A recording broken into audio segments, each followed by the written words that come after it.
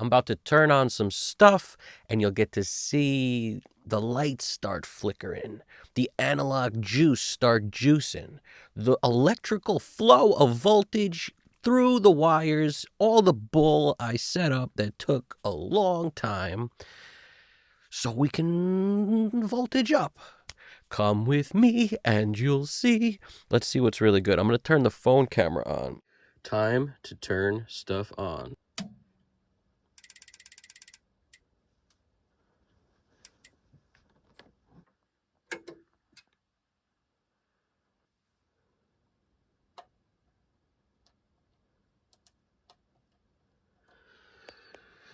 Excellent.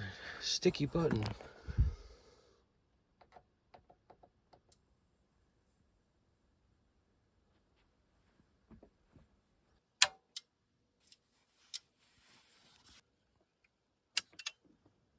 Now this is our patch bay.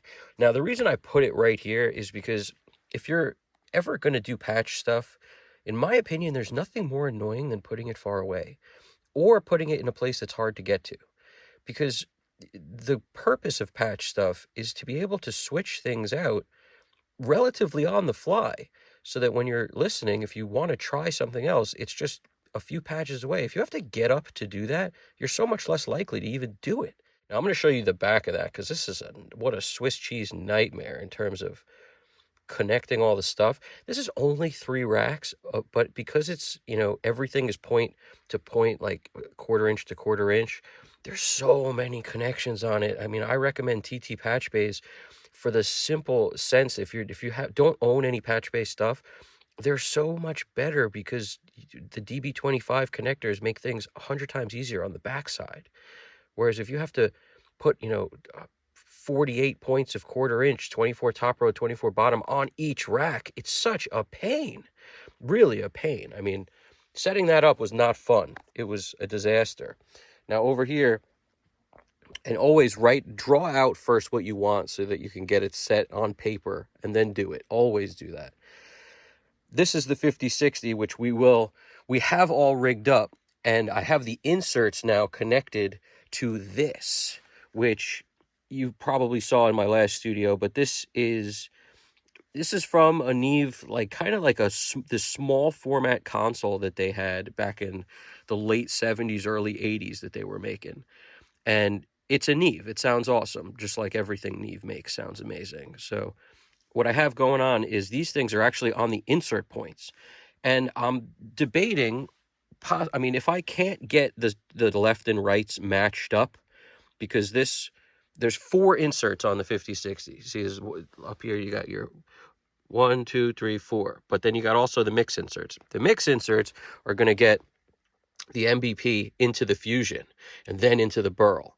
That's on the mix itself. And I may do it the other way, but that's just the way I liked it before. So I think I'll start with the way I liked it before.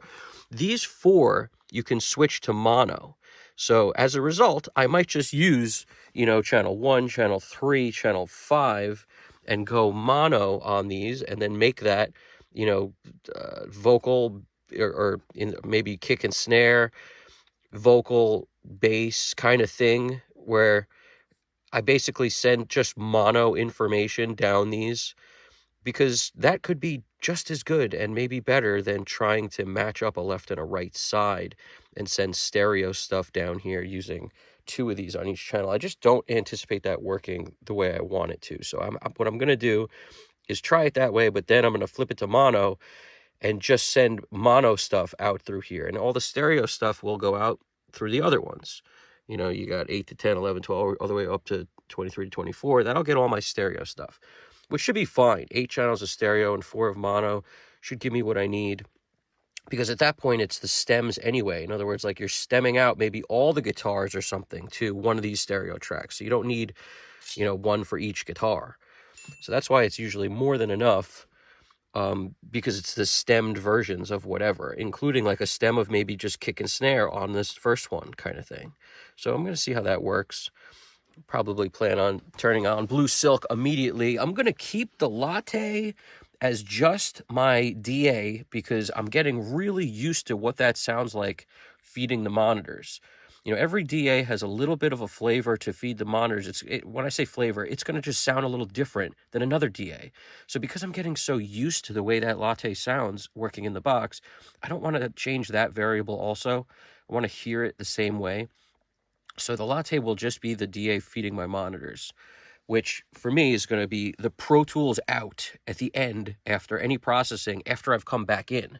So in other words, the whole mix will hit this, including, you know, every bit of processing I mentioned just now. I don't, you know, the 1176, what I was thinking about doing was like, so up here with the inserts on the Neve, that little sidecar thing, this jam, that might work for these 3 channels, right? But on this one, I was planning on keeping this mono also, and then hitting the BAE 1073 with the EQ on it, and then going into the 1176, and then coming back in. So just as an insert point, those 2 things right there to just, you know, why not? It's mono. It'll be a nice thick sound. Maybe that'll go on the kick and snare or whatever. Like, I'll just figure out a way that I think will work.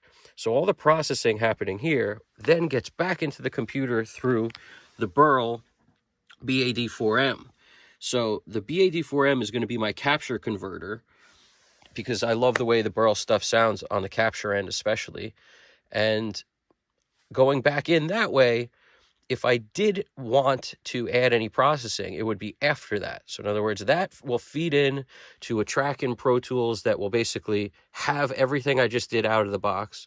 And if I needed to put something on it at that point, I will, like a limiter or who knows what. But the point is, the output of that channel is going to be the monitors, which is going to be, you know, for me, it's always 1314 is my AES out of the RME, which feeds into the AES in on the latte, and then the JCF, the auxiliary. See, what I want you to note on the back of this thing, there's an output on the JCF, a left and right, that has a transformer. It's this with the step-up output transformer, and then there's an auxiliary that doesn't. Now, the auxiliary that doesn't is a little bit cleaner. That's how I've been monitoring so far, and that's how I'm going to continue monitoring to not change that variable. So, yes, the AES out of the RME goes into the AES in on here on the latte, and then the auxiliary out of the latte feeds the monitors. Now, in that setup I just described, we somehow have to send the stuff from the box into all this stuff. And the way we do that is by using, this is how I'm going to do it, 8 channels on the DA apogee up here. We're going to use 8 of the BDA 4M, 4 and 4, and we're going to use 8 from the RME. So that way I'll have a good amount of different flavors for the 24 channels, 8 Burls, 8 RME, and 8 of the apogee DA 16X to be, you know, that's all my DA needed to feed everything I just described. And like I said, Burl back in. Now, don't look over there. You know, that's just a disaster soup.